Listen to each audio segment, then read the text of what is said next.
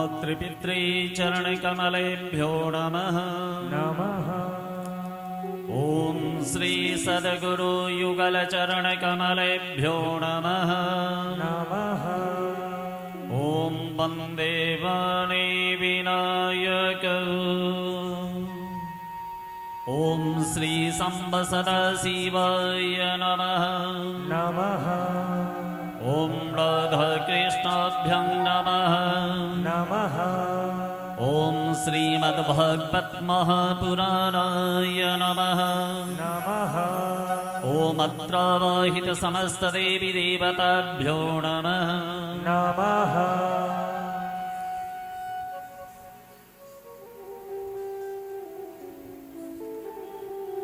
सर्वप्रथम संगीतमय श्रीमद्भागवत कथा ज्ञान यज्ञ के तृतीय दिवस कांटी ग्राम की परम पावन पुनीत धरती पे तृतीय दिवस की कथा को प्रारंभ करने से पहले परम श्रद्धेय परम वंदनीय मेरी माता जी एवं पूज्य पिताजी सूक्ष्म भाव से इस व्यासपीठ पे आए अपना आसन ग्रहण करें। हमारे परम पूज्य सदगुरुदेव एवं परम वंदनीय गुरु माता जी इस व्यासपीठ पे आए अपना आसन ग्रहण करें। विघ्न विनाशन भगवान गणपति बागदेवी माता शारदा इस व्यासपीठ पे आए अपना आसन ग्रहण करें। देवाधिदेव महादेव एवं माता पार्वती इस व्यासपीठ पे आए अपना आसन ग्रहण करें। संकट मोचन हनुमंत लाल जी महाराज इस व्यासपीठ पे आए अपना आसन ग्रहण करें। राम लक्ष्मण भरत शत्रुघ्न चारों भाई अपने पूरे विग्रह के साथ व्यासपीठ पे अपना आसन ग्रहण करें। 16,108 पटरानियों के साथ महारासाधीश्वर हमारे बांके बिहारी इस व्यासपीठ पे आए अपना आसन ग्रहण करें। श्रीमद्भागवत कथा में वर्णित गो गोप गोपी ग्वाल बाल 84 कोष ब्रजमंडल के संपूर्ण जीवात्मा सूक्ष्म भाव से इस व्यासपीठ पे आए अपना आसन ग्रहण करें। इस कथा ज्ञान यज्ञ के मुख्य यजमान संपूर्ण श्रोता संपूर्ण कांटी ग्रामवासी एवं दूर दूर से आए भगवान श्री कृष्ण के रसिक भक्तगण, फेसबुक पेज के माध्यम से जुड़े तमाम शिष्य साधक, आप सभी के कुल देवता, आप सभी के ग्राम देवता, आप सभी के इष्ट देवता सूक्ष्म भाव से इस व्यासपीठ पे आए अपना आसन ग्रहण करें। इस कथा के मुख्य आयोजक, संपूर्ण कार्यकर्ता, संपूर्ण मुख्य यजमान, संपूर्ण दानदाता एवं संपूर्ण श्रोतागण आपके घर में, आपके परिवार में, आपके कुल में अकाल मृत्यु में मृत आत्माएं, भूत प्रेत यक्ष पिशाच किन्नर नैऋति अयरमा ब्रह्मराक्षस, घर में उपद्रव उत्पन्न करने वाले सभी सूक्ष्म आत्मा यथाशीघ्र इस कथा स्थल पे आकर अपना आसन ग्रहण करें और श्री हरि की कथा का रसपान करें। कथा को प्रारंभ करने से पहले हमारे परम श्रद्धेय विद्वत समाज, साधु समाज, आचार्य समाज, ब्राह्मण समाज एवं पिता तुल्य परम श्रद्धेय बंधु बांधव सबको नमन, सबको प्रणाम। आप सभी यथाशीघ्र श्री कृष्ण के चरणों का आश्रय लेते हुए अपने घरों से चलकर भगवान श्री हरि की कथा स्थल पे अपना आसन ग्रहण करें। प्रत्येक दिन कथा श्रवण करने वाली माता तुल्य सभी स्त्रियां, बहन, बेटी इत्यादि यथा योग्य नमन, यथा योग्य प्रणाम, यथा योग्य जय श्री राधे। आप सभी शीघ्रता पूर्वक कथा स्थल पे पहुंचकर अपना आसन ग्रहण करें और श्री हरि के नामों का गुणगान करते हुए तृतीय दिवस की कथा रसपान करें। कथा में प्रवेश करने से पहले प्रत्येक दिन की भांति भगवान विष्णु की एक स्तुति, फिर प्रभु श्री राम और कृष्ण नाम संकीर्तन, फिर हम आप सभी कथा में प्रवेश करें। अच्युतं केशवं राम नारायणं कृष्ण दामोदरं वसुदेवसुतं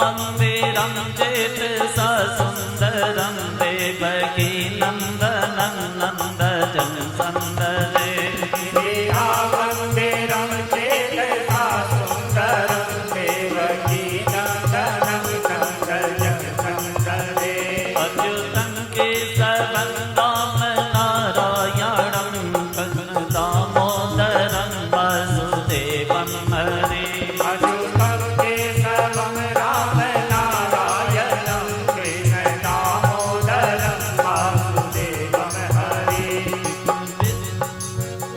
विष्णवे जिष्णवे संगिने चक्रिने रुक्मिणी रागिने जानकी जनये विष्णवे विष्णवे संखिने चक्रिने रुक्मिणी रागिने जानकी जानये वल्लभी वल्लभायार्चिता आत्मने कंस विध्वंसिने वंसिने ते नमः वल्लभी वल्लभायार्चितायात्मने कंस विध्वंसिने वंसिने ते नमः अच्युतं केशवं राम नारायणं कृष्ण दामोदरं वासुदेवं हरे अच्युतं केशवं राम नारायणं कृष्ण दामोदरं वासुदेवं हरे कृष्ण गोविंद हे राम नारायणं श्रीपते वासुदेवार्चितः श्रीनिधे कृष्ण गोविंद हे राम नारायण श्रीपते वासुदेवर्जितः श्रीनिधे अच्युतानंद हे माधव ध्वज द्वारिका नायकं द्रौपदी रक्षक अच्युतानंद हे माधवा दोक्षज द्वारिका नायक द्रौपदी रक्षक अच्युतं केशवं राम नारायणं कृष्ण दामोदरं वासुदेवं हरे अच्युतं केशवं राम नारायणं कृष्ण दामोदरं वासुदेवं हरे हरि बोल। राधे राधे। तो आप हैं शिव शक्ति साइकिल दुकान सेजना गरीबनाथ ठाकुर जी, जिनके तरफ से 50 रुपए का चढ़ावा आया है। इसी वाणी के साथ अब हम लोग चलते हैं व्यासपीठ की ओर और श्रवण करते हैं कथा अमृत वाणी। दो चार बार प्रभु श्री राम और प्रभु कृष्ण के नामों का संकीर्तन, फिर हम आप सभी कथा में प्रवेश करेंगे। जय राम राघव राम राघव राम राघव पाहि मान। जय राम राघव राम राघव राम राघव पाहि मान। जय राम राघव राम राघव राम राघव पाहि मान। जय राम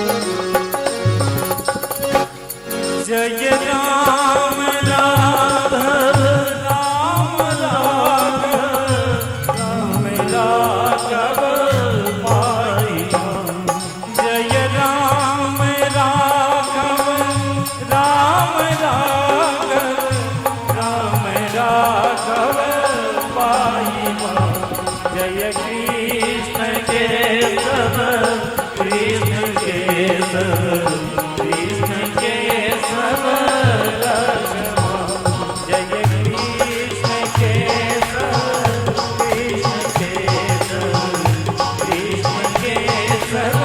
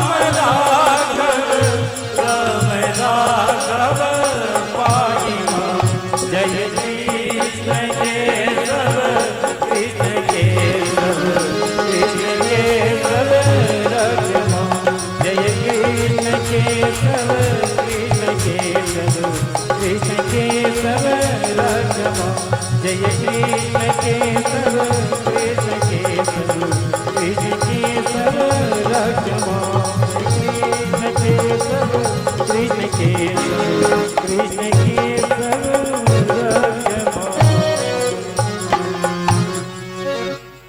प्रेम से बोलिए गणेश भगवान की जय हनुमंत लाल जी महाराज के जय देवाधिदेव महादेव की जय वृंदावन बिहारी लाल की जय श्रीमद् भागवत महापुराण की जय हरि बोल। राधे राधे।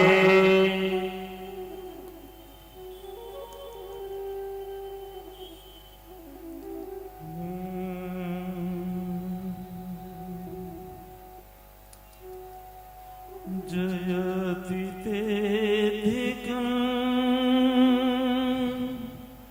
जन्मना व्रजन् श्रयति शाश्वतं गोपिका गीतम् जयति तेधिकं जन्मना व्रजन् श्रयति शाश्वतं गोपिका गीतम् रास राघवं श्याम सुन्दरं कामनासनं भक्तिदायकं जयति तेधिकं जन्मना व्रजन् श्रयति शाश्वतं गोपिका गीतम् नागनाथनं कंसनासनं कामदाहकं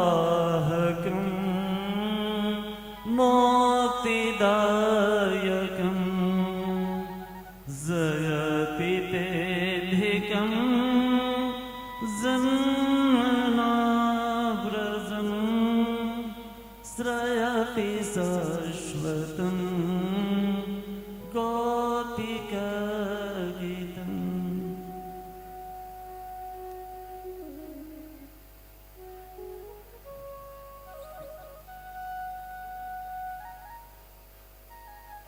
तो आप हैं लखिंदर बैठा जी स्टेशन पर, जिनके तरफ से 51 रुपए का चढ़ावा आया है। राधे कृष्ण अपने सभी भक्तों पे कृपा बनाए रखें।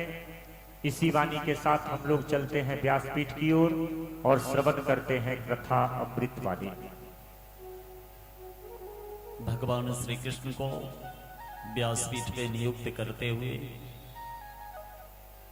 अपने अल्प ज्ञान के आधार पे श्री कृष्ण के चरणों में अपना मस्तक डालते हुए तीसरे दिवस की कथा आपको सुनाने का प्रयत्न करता हूं।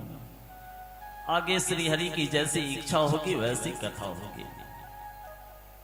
कल मैं कथा के समापन के समय आप लोगों को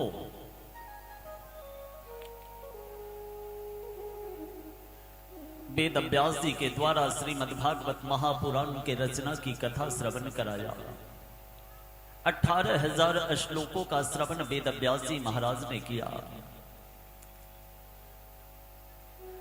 तत्पश्चात मैंने द्रौपदी के 5 पुत्रों को अश्वत्थामा के द्वारा बद्ध करने की कथा श्रवण कराया। अश्वत्थामा के माथे की मणि को श्री कृष्ण के द्वारा हरण करके अश्वत्थामा को तेजहीन कर दिया। उत्तरा के गर्भस्थ बालक पर अश्वत्थामा ने ब्रह्मास्त्र का प्रयोग किया।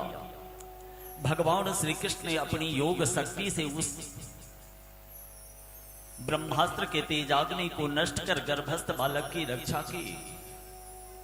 कुंती के आग्रह करने पे भगवान श्री कृष्ण ने कुंती को वर देकर प्रस्थान किए।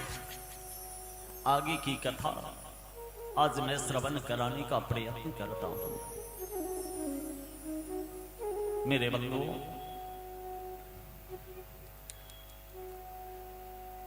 अभी जो मैं कुछ कथा श्रवण कराने जा रहा हूं वह सप्तम दिवस की कथा है, परंतु उसका अंश मात्र आपके सामने रखकर कथा को आगे बढ़ाऊंगा।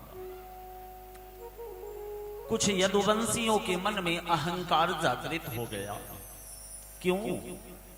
श्री कृष्ण मेरे चाचा हैं, श्री कृष्ण मेरे भैया हैं, श्री कृष्ण मेरे दाऊ हैं, श्री कृष्ण मेरे सखा हैं, श्री कृष्ण मेरे पड़ोसी हैं, मैं कुछ हूं, ऐसा अहंकार जागृत हुआ। सभी यदुवंशी आपस में लड़ने लगे, झगड़ने लगे। श्री कृष्ण को ये विषय सहन नहीं हो पा रहा था। एक बार एक यदुवंशी के यहां एक संत आए। कुछ गोप बालकों ने एक यदुवंशी को साड़ी पहनाकर उसके गले में बड़ा सा, उसके पेट में बड़ा सा हांडी बांधकर संत के पास ले गए और संत से पूछा, महाराज बताइए इस कन्या के गर्भ से क्या जन्म लेगा? संत का हृदय तो बड़ा निर्मल होता है। न काहू से दोस्ती, न काहू से बैर। संत ने क्या कहा पता है? क्योंकि विस्तार से ये कथा सप्तम दिवस कथा में मैं सुनाऊंगा। तो संत ने कहा, अरे ये तो मुझे नहीं पता है जो इस गर्भवती स्त्री के गर्भ से क्या जन्म लेगा। स्त्री लेगा, कन्या लेगी या पुत्र लेगा, परंतु इतना अवश्य जानता हूं जो भी जन्म लेगा ना तेरे कुल का नाश करने वाला होगा। हरि बोल राधे राधे। इतना सुनते ही गोप बालक डर गए और उसको अपने घर में लेकर उसके पेट की हाड़ी को खोला तो उस हाड़ी से इतना बड़ा मुदगर निकला। सभी गोप बालक डर गए। उसको टुकड़े टुकड़े चूर चूर करके समुद्र के किनारे बीग दिया और उसी से एक लकड़ी निकला, जिस लकड़ी को तोड़ तोड़ कर, जंगल को तोड़ तोड़ कर सभी यदुवंशी आपस में लड़ने लगे। भगवान श्री कृष्ण अपनी निर्गुण शक्ति को श्रीमद्भागवत में सम्माहित कर पंच तत्व रचित शरीर का परित्याग कर दिए। भगवान श्री कृष्ण गोलोक धाम चले गए। ये बात पांडवों को पता चली। पांडव श्री कृष्ण के अनन्य भक्त और अनन्य शिष्य थे। सभी पांडव दुखी हो गए। जब हमारे परमात्मा स्वधाम चले गए तो मैं यहां रहकर क्या करूंगा? इतने में इधर उत्तरा के गर्भ पर जिस ब्रह्मास्त्र के तेजाग्नि को नष्ट किया मेरे ठाकुर ने, उसका 9 महीना कुछ दिन जब समय पूर्ण हुआ तब उत्तरा अपने गर्भ से बहुत सुंदर राजकुमार सदृश एक बालक को जन्म दे दी। विधि विधान के साथ उनका नामकरण संस्कार हुआ। गर्भस्थ बालक जन्म लेते ही चारों तरफ देखने लगा, कुछ ढूंढने लगा। पता है वह गर्भस्थ बालक क्या ढूंढ रहा था? मेरे बंधुओं, वह नवजात शिशु मां के गर्भ में शंख चक्र गदा पद्म धारण किए भगवान विष्णु का दर्शन किया था। जब वह इस पृथ्वी पे आया तो जितने प्राणी उसके सामने आते थे सबके 2 हाथ थे, पर उसने तो 4 हाथ वाले पुरुष का दर्शन किया था, उसी को ढूंढ रहा था। वैसे मेरे बंधुओं, जीव मात्र परीक्षित है। ऐसा नहीं जो राजा परीक्षित ही परीक्षित है। हम आप सभी किसी ना किसी चीज की प्रतीक्षा में जीवन जीने की चाह लेकर चल रहे हैं, परंतु मनुष्य जीवन की यात्रा पूर्णता की यात्रा है। इस जीवन के बाद इससे श्रेष्ठ कोई जन्म नहीं होता, कोई योनि नहीं होती। परंतु कलयुग में आकर हम आप सभी माया से ग्रसित हो जाते हैं और अपने लक्ष्य मंजिल को भूल जाते हैं। राजा परीक्षित का लालन पालन राजसी ठाठ बाट में होने लगा। राज्य घराने में जन्म लिए तो किसी विषय की कमी नहीं थी। धीरे धीरे राजा परीक्षित युवा अवस्था में प्रवेश कर रहे हैं।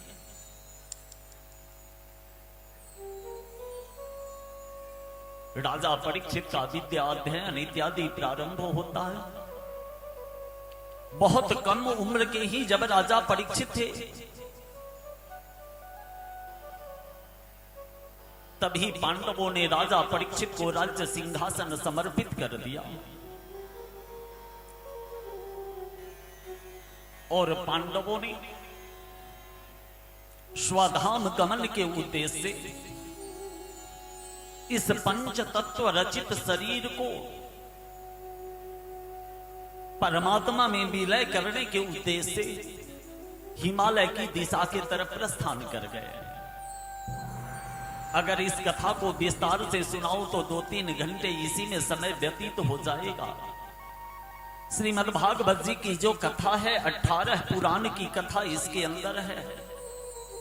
सबसे अंत में मुख्य 3 दिन श्री कृष्ण की कथा आती है। बाकी 4 दिनों तक अन्य अन्य पुराणों की कथा, अन्य अवतारों की कथा इसमें सम्माहित है। 24 अवतार में श्री कृष्ण की अवतार पूर्ण अवतार है, बाकी सभी अवतार अंशा अवतार है। तो राजा परीक्षित को राज्य सिंहासन देकर पांडव अपने शरीर का परित्याग करने के लिए हिमालय की दिशा में प्रस्थान कर गए। राजा परीक्षित अपने राज्य काज को संभालने लगे। एक दिन राजा परीक्षित अपने राज्य में भ्रमण कर रहे थे। राजा परीक्षित ने कुछ कौतुक देखा।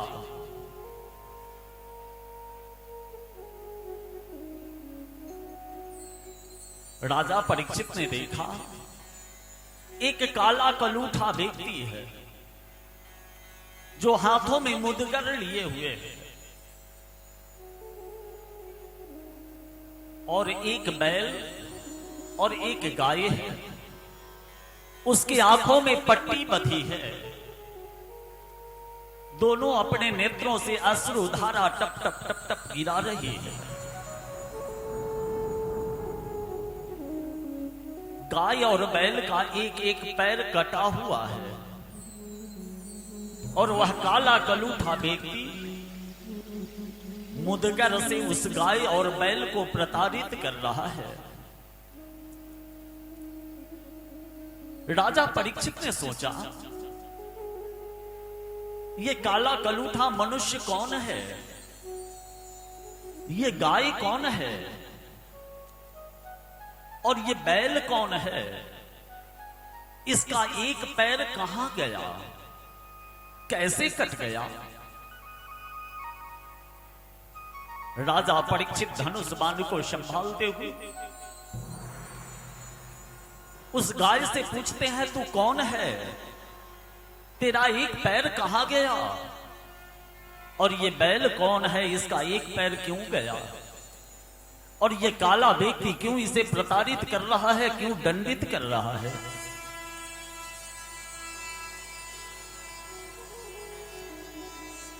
मेरे बंधुओं, सजल नेत्रों से बैल कहता है, मैं सनातन धर्म हूं और ये गाय पृथ्वी है। महाराज, कोई कहता है जो ब्राह्मण वेद मंत्र बेचने लगे इसलिए एक पैर कट गया। कोई कहता है जो क्षत्रियों ने रक्षा करना बंद कर दिया इसलिए एक पैर कट गया। कोई कहता है वैश्य कम वजन करने लगा इसलिए एक पैर कट गया। कोई कहता है शूद्रों में अब सेवा का भाव नहीं रहा इसलिए एक पैर कट गया। महाराज, जब से भगवान श्री कृष्ण स्वाधाम गए हैं ना, तब से ये काल पुरुष कलयुग का आगमन हुआ है और ये मुझे पूरी तरह से प्रताड़ित कर रहा है। राजा परीक्षित धनुष बाण संभालते हैं और सोचते हैं, मैं इसे मृत्यु दंड दूंगा, मेरे राज्य में यह प्रवेश कैसे कर गया?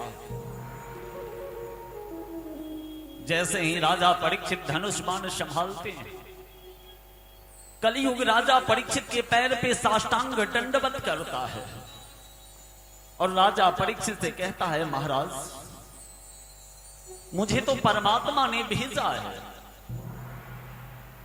जहां जहां मेरी भक्ति नहीं होती है पृथ्वी पे जाकर तुम अपना साम्राज्य स्थापित करो, परंतु महाराज, आप तो मुझे मृत्यु दंड दे रहे हैं, क्षमा करें, मेरी वाणी को सुन ले। आप कहेंगे तो मैं आपके राज्य से बहुत दूर चला जाऊंगा। जैसे ही कलयुग ने राजा परीक्षित के पैर को छुआ, राजा परीक्षित के मन का विचार बदलने लगा। कलयुग कहना क्या चाहता है जरा सुन तो लो। कलयुग अपने शब्दों में राजा परीक्षित की वंदना करता है, हम भी अपने शब्दों में ईश्वर का गुणगान करते हैं। मेरे श्याम मुझको देना सहारा, कहीं बग न जाए दामन तुम्हारा। मेरे श्याम मुझको देना सहारा, कहीं छूट न जाए दामन तुम्हारा। मेरे श्याम मुझको। दोनों हाथ से मीठी मीठी ताली बजाते हुए हरि बोल। राधे राधे।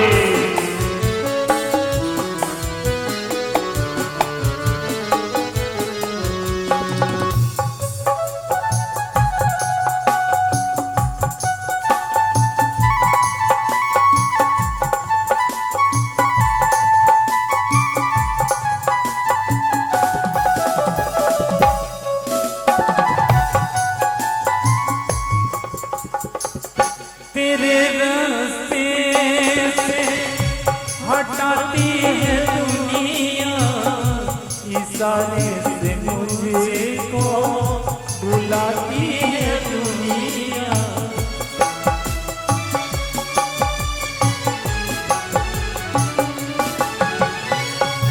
तेरे रास्ते से हटाती है दुनिया, इशारे से मुझको बुलाती है दुनिया।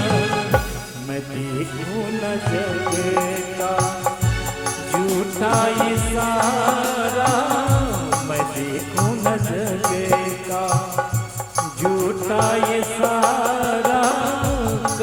छूट न जाए दामन तुम्हारा मेरे श्याम मुझे को।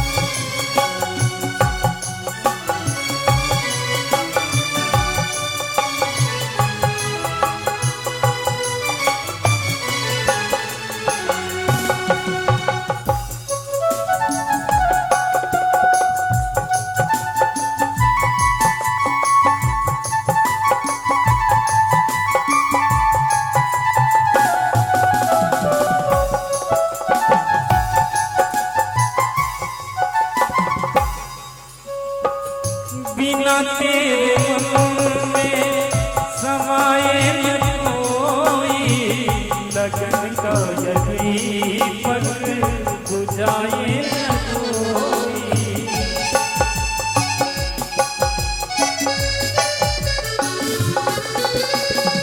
बिना तेरे मन में समाए न कोई लगन का यही पग बुझाए न कोई। तू ही मेरी नैया तू ही है किनारा तू ही मेरी नैया तू ही है किनारा कहीं छूट न जाए दामन तुम्हारा मेरे श्याम मुझे को।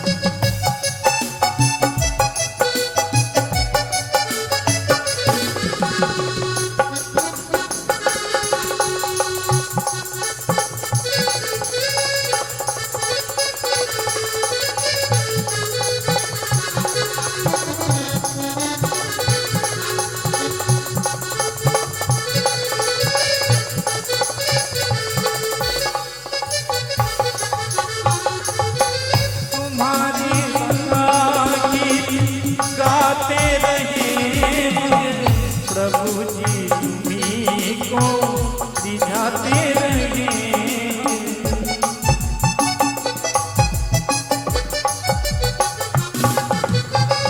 तुम्हारे सदा की गाते रहे हम प्रभु जी तुम्हीं को रिझाते रहे हम। तेरा नाम हमको प्राणों से प्यारा तेरा नाम हमको प्राणों से प्यारा कहीं झुक न जाए दामन तुम्हारा मेरे श्याम मुझे तो देना सहारा कहीं झुक न जाए दामन तुम्हारा मेरे श्याम मुझे को मेरे श्याम मुझे को मेरे श्याम मुझे को मेरे श्याम मुझे को। हरि राधे राधे। तो जो महापुरुष अपना बाइक अपना वाहन रास्ते में लगाए हैं उनसे अनुरोध है कि उसको किनारे कर दें अलग कर दें। और आप हैं भगत जी पकड़ी जिनके तरफ से 101 का चढ़ावा आया है।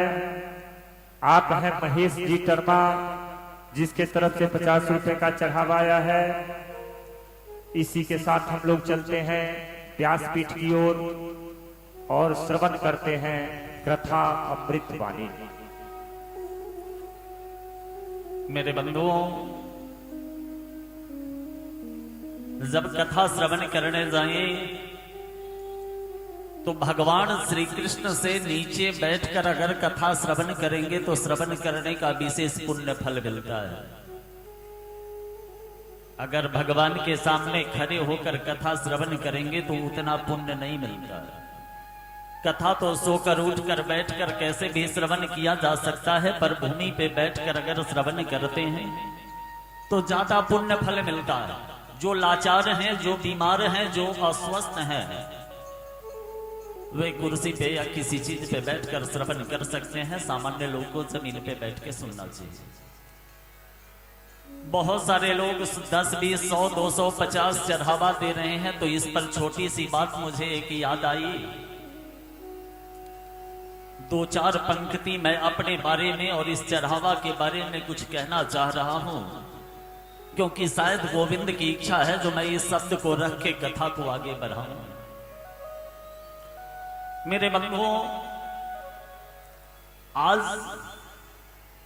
149वां व्यासपीठ पे गोविंद की कृपा और मेरी स्वर्गवासी माता जी का आशीर्वाद से मैं बैठा हूं। ये 149वां भागवत कथा का व्यासपीठ है। हमारे गुरुदेव जोधपुर राजस्थान डॉक्टर नारायण दत्त श्रीमाली विश्वविख्यात ज्योतिष और तांत्रिक है। मैं श्री कृष्ण की उपासना नहीं करता था, क्योंकि मेरा तिलक श्री कृष्ण का नहीं है। हमारे गुरुदेव ने जो मुझे दीक्षा प्रदान किया था वह तंत्र विद्या की दीक्षा थी। मेरी माता जी जब अंतिम समय में बीमार थी, अस्वस्थ थी, तब कुछ लोगों ने कहा भागवत की कथा माता जी को सुनवाइए। भगवान श्री कृष्ण को मैं दिल से भगवान नहीं मानता था, मैं शक्ति की उपासना करता था। जब मैं पंडित जी को बुलाया कथा का पाठ करके माता जी को सुनाने के लिए, तो मेरी मां प्रथम दिन की कथा सुनकर मुझसे कही, बउआ ये कथा समझ में हमको नहीं आ रहा है, तुम हिंदी में पढ़ के सुनाओ। अब मां की अंतिम इच्छा थी, माता जी बीमार थी। पहली बार मैंने भागवत का पुस्तक लिया, पढ़ के उनको सुनाया। धीरे धीरे माता जी का स्वास्थ्य सुधरता गया। आज स्वर्ग सिधारे मेरी माता जी का लगभग 14 वर्ष हो गया। 14 वर्ष पूर्व हमारी माता जी इस संसार को छोड़कर मुझे छोड़कर चली गई। 2 वर्ष पहले हमारे पिताजी भी स्वर्गवासी हो गए। कुल मिलाकर ये कह लीजिए जो अब हमारी दुनिया अनाथ हो गई, क्योंकि माता और पिता दोनों का हाथ मेरे सर से हट गया। तो कथा के क्षेत्र में मैं अपने माता जी को गुरु मानती हूँ। कथा के क्षेत्र में माता जी को मैं अपना गुरु मानता हूँ। जब हमारी माता जी स्वर्ग सिधारने लगी तो उन्होंने कहा, जो बेटा हमको जो सुनाए थे अगर वो करोगे तो भगवान का बहुत आशीर्वाद मिलेगा। उनको गुरु मानकर मैं कथा करना प्रारंभ किया। मैं गृहस्थ आश्रम से हूं, कोई मैं साधु सन्यासी संत मैं नहीं हूं। जैसे आपका भरा पूरा परिवार है वैसे हमारा भी परिवार है। हमारे भी बड़े भाई, मां, बहन इत्यादि सब लोग पूरे परिवार हैं। मैं जब कथा करने लगा तो कथा में 10, 20, 100, 50 जो आप लोग कृष्ण भगवान पे चढ़ावा चढ़ाते हैं या छूट देते हैं या आरती में डालते हैं, गोविंद के सामने मैं कह रहा हूं हमारे कोई सहयोगी को इसमें से 10 रुपया नहीं मिलता है, ना हम अपने लिए इस्तेमाल करते हैं। तो आपके मन में होगा फिर महाराज जी क्या करते हैं और क्यों लेते हैं। मेरे बंधुओं, इससे पहले मैं शनि मंदिर का सामूहिक सहयोग से निर्माण कराया। उसके पश्चात अभी तक लगभग 50 मंदिर में मूर्ति हम खरीद कर स्थापित करा चुके हैं।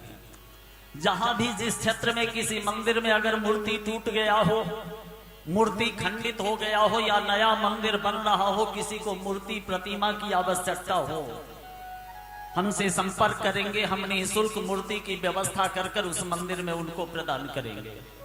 क्योंकि जो भी आप चढ़ावा देते हैं, जो भी पैसा आरती में देते हैं या कहीं भी छूट के रूप में देते हैं, अभी हमारे पैतृक गांव मिठन सराय में 10 महाविद्याधाम मंदिर का निर्माण हो रहा है।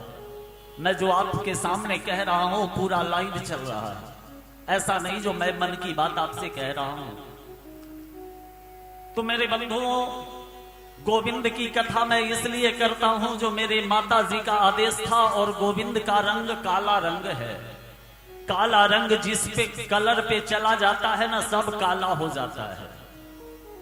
उजला पे डालो काला तो काला हो जाएगा, लाल पे डालो तो काला हो जाएगा, हरा पे डालो तो काला हो जाएगा। तो कन्हैया का रंग जिसको एक बार पकड़ लेता है ना मेरे बंधुओं, छोड़ता नहीं है।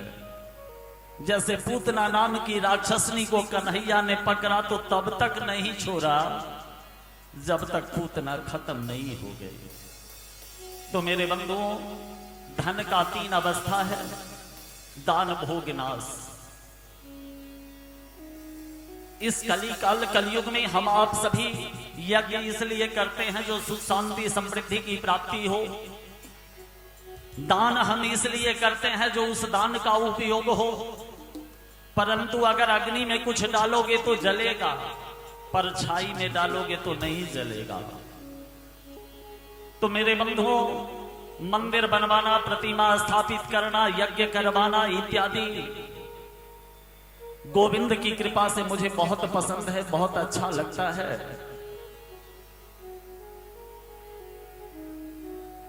जैसे ही कलयुग ने राजा परीक्षित के पैर को छुआ, राजा परीक्षित के मन का भाव बदलने लगा। कलयुग ने कहा, महाराज आप कहें तो मैं आपके राज्य से बाहर चला जाऊं। आप जिस जगह पे मुझे स्थान देंगे मैं वहीं पे अपना निवास बना लूंगा। राजा परीक्षित ने सोचा, हमारे राज्य में सभी विष्णु के उपासक हैं, सभी भगवान के भक्त हैं। तो कलयुग को 4 स्थान राजा परीक्षित ने दिया। कलयुग को 4 स्थान राजा परीक्षित ने दिया। पहला धूर्त संग, मदिरालय, वेश्यालय, हिंसात्मक व्यभिचार। अब मैं बताता हूं। पहला स्थान राजा परीक्षित ने कलयुग को दिया, जहां लोग बैठकर दूसरे का गला घोंटकर दूसरे की संपत्ति का हरण कर धनवान बनने की योजना बना रहे हो, उस घर में जाकर निवास करो। दूसरा, जहां मदिरा को सामूहिक रूप से बेचा जाता हो, सामूहिक रूप से बैठकर पिया जाता हो, उस जगह पे कलयुग निवास करे।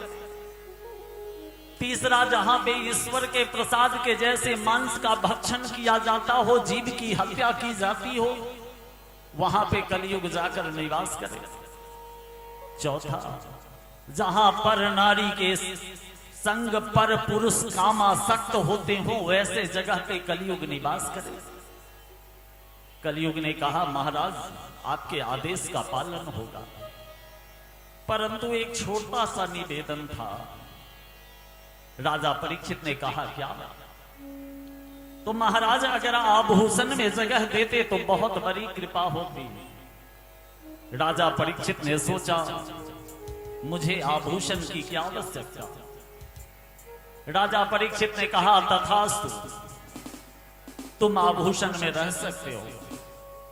कलयुग 5 स्थानों में जगह प्राप्त कर लिया और राजा परीक्षित को प्रणाम कर वहां से प्रस्थान कर गया। राजा परीक्षित ने धर्म रूपी बैल के एक पैर को पुनः जोड़ दिया और पृथ्वी रूपी गाय के एक पैर को पुनः जोड़कर पृथ्वी को व्यवस्थित कर दिया, सनातन धर्म को स्थापित कर दिया। उसके पश्चात राजा परीक्षित अपने राज्य महल में लौट आए। मेरे बंधुओं, जिस समय राजा परीक्षित राज्य संभाल रहे थे ना, उस समय हमारे आपके घर का बालक ठीक से विद्या अध्ययन भी नहीं करता है। इतने छोटे उम्र के राजा परीक्षित थे।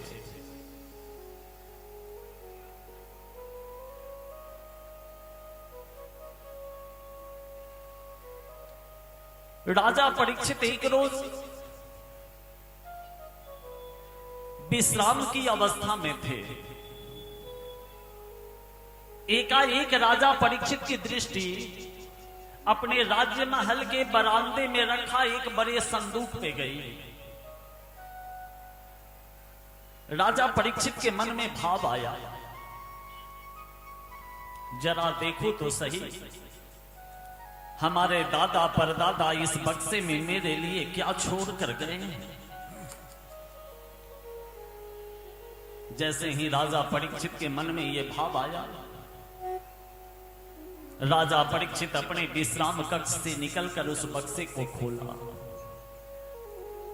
और जैसे ही राजा परीक्षित ने बक्से को खोला, राजा परीक्षित की आंखें रोशनी से चकाचौंध हो गई। राजा परीक्षित ने देखा, सोना चांदी हीरा मोती रत्न जवाहरात से जड़ित एक स्वर्ण मंडित मुकुट है। जैसे ही राजा परीक्षित ने उस स्वर्ण मुकुट को देखा, राजा के मन का भाव बदलने लगा। जरा इस स्वर्ण मुकुट को अपने मस्तक पर डालकर अपने मुखमंडल को तो देखूं, मेरा मुखरा दर्पण में कैसा दिखता है। राजा परीक्षित स्वर्ण मुकुट को उठाकर अपने मस्तक पे डालते हैं। जिस राजा परीक्षित ने अपने जीवन में एक कीट पतंगा की भी हत्या नहीं की, उस राजा परीक्षित ने अपने सैनिकों से कहा, घोड़ा तैयार करो, आज जंगल में शिकार करने जाऊंगा। जो राजा परीक्षित जन्म से वैष्णव है, घोड़ा तैयार करो, जंगल में शिकार करने जाऊंगा। राजा का आदेश था। सेवकों ने घोड़े को तैयार करके